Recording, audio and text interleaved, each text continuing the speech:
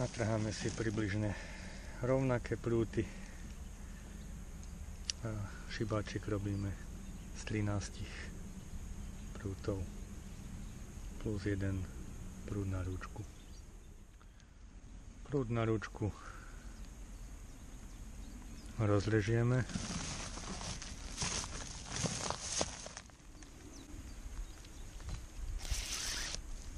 Tak.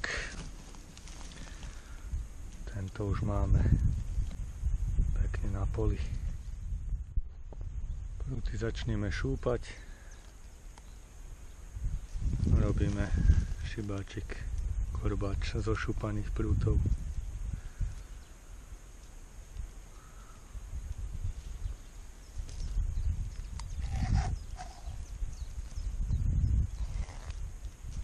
Tak, idú pekne. Ošúpať je dosť miazgy. Tak, prúty máme ošúpané. Toto je posledný.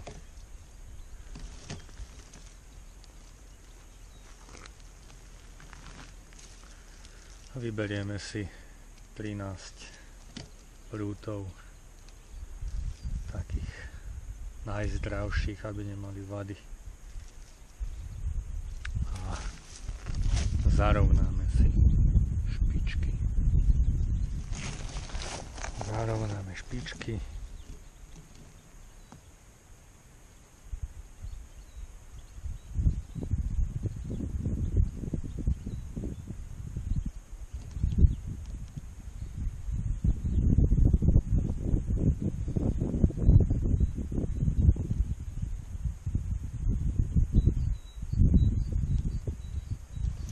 Takto. No a neušúpal som ešte rúčku.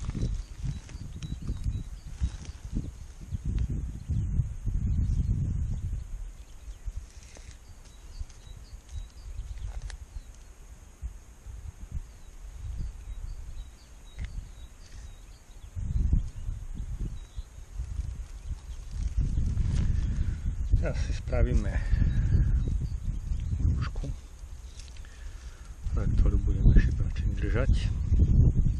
Korbáčik omotávame.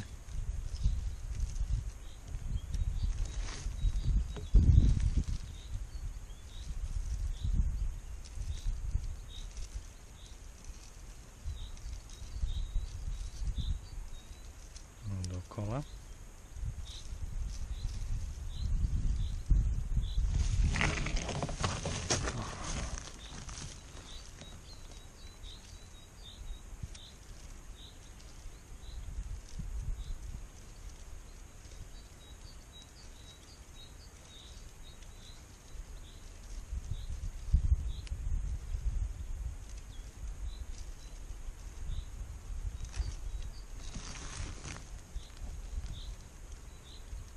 A nakoniec založíme medzi prúty.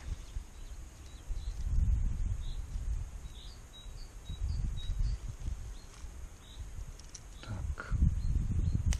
A stiahneme.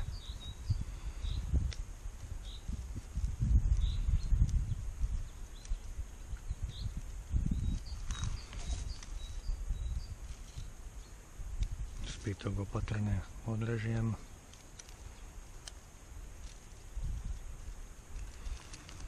Tak. A je rúčka. Teraz si vyberieme 5 prútov, z ktorých budeme pliesť ozdobnú ručku, takzvanú hrušku, ktorú ma naučil môj ujo z Piešťan, Peter Molnár. Takže vyberieme si 5 prútikov, ktoré budeme omotávať dokola. Takže vyberieme jeden, druhý, prvý nalomíme do 90 stupňového uhla a založíme za ďalší vybraný. Potom vyberieme okolo okolo šibáka ďalší prútik a znova zlomíme a založíme zaň. Prúty musia byť veľmi dobré, aby sa nelámali. Nie vždy sú dobré prúty na túto techniku. A pokračujeme dookola. Rozplietla sa nám rúčka, čo sa mi nestáva, asi mám trému, takže aj toto sa môže stať. Opravím to a začnem znovu. Takže občas sa stane,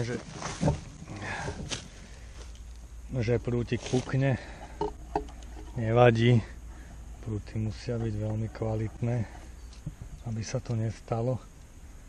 Už vlastne touto technikou už len prekladám jeden prúd cez druhý, aj tento pukol. Stane sa. Konečný efekt, tam sa to trošičku stratí. Ide o techniku, aby som vám ukázal, aby ste vedeli. Takže stále do kolečka sa prútiky lámu, alebo teda prekladajú jeden cez druhý a už nám vzniká pekný vzor.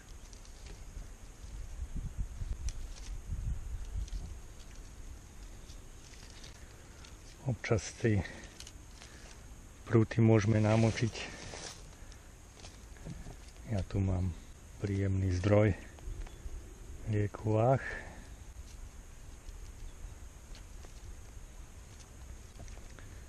No a vidíte, že občas teda ten prútik pukne. No ak by niekto poznal nejakú vychytávku, budem rád. K pleteniu korbáčov som sa dostal cez svojho otca, ktorý mi plietol korbáč, keď som bol malý chlapec.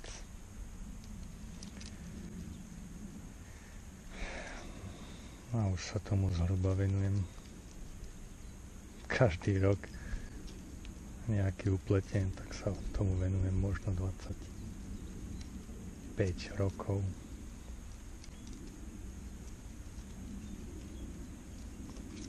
No.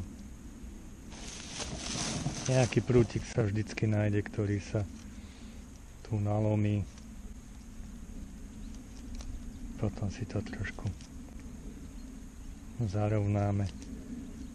Nakoniec z toho bude pekný tvar.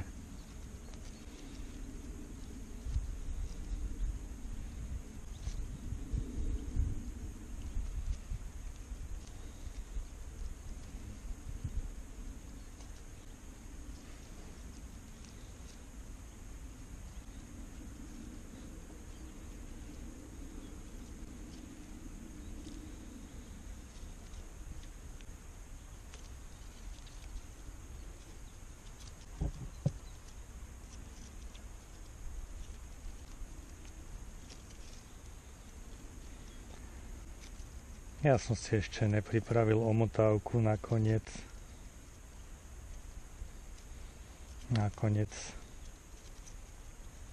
tejto hrušky.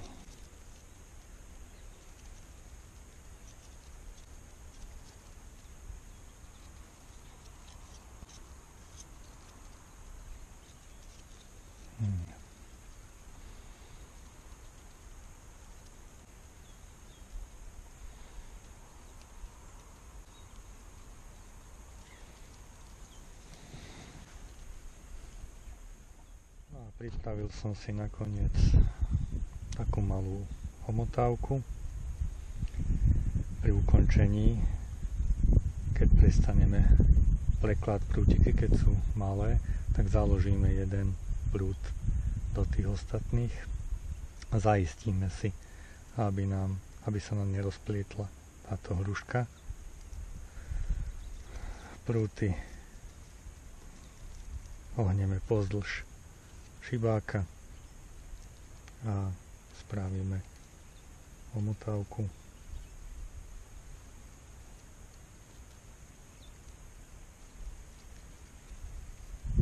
Takže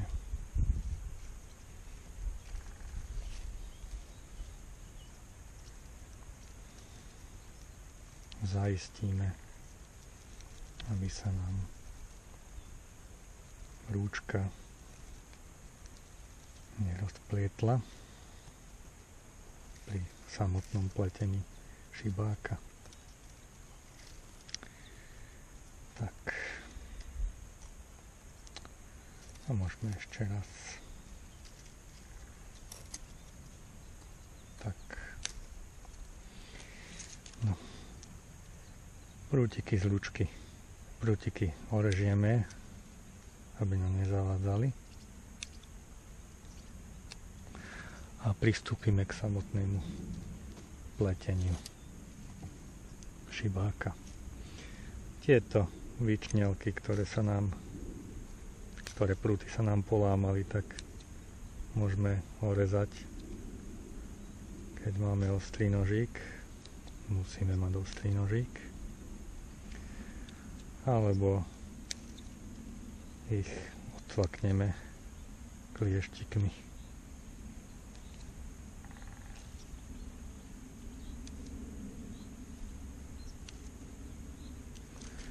Takže vznikol nám takýto ornament.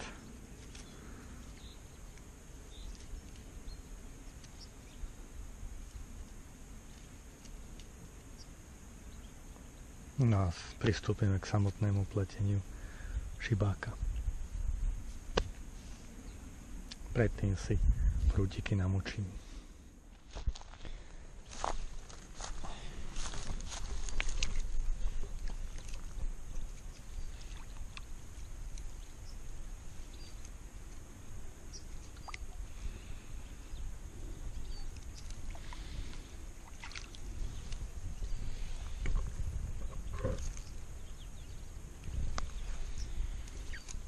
Dobre. No a pristupujeme k samotnému pleteniu z 8 prútov. Takže si vyberáme krajný prút a zakladáme za 2 prútiky. Od začiatku sa snažím sťahovať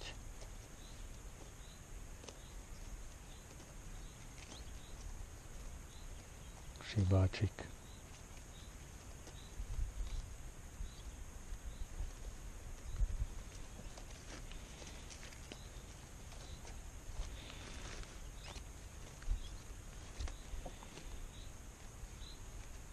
Keď máte niekoho po ruke, je dobré, aby vám držal šibák za ručku, ale dá sa pomôcť v tých podmienkach.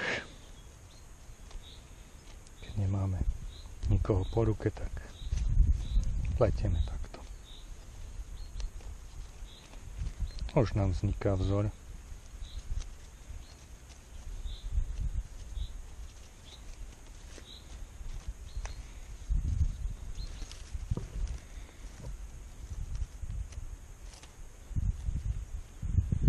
Toto sa tak poupravuje, pár prútov sa puklo, nevadí.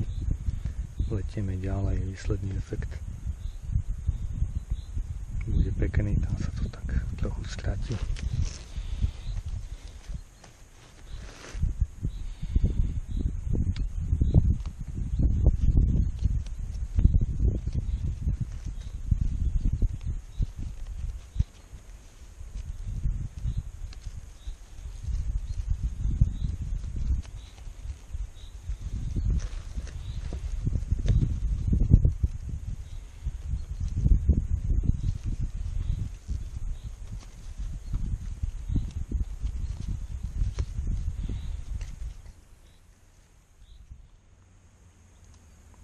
Pletieme až pokiaľ to dĺžka prútov dovolí a nakoniec robíme uzlík.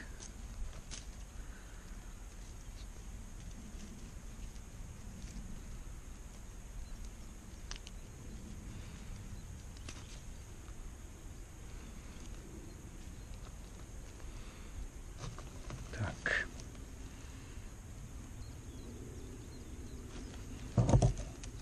Zarežijeme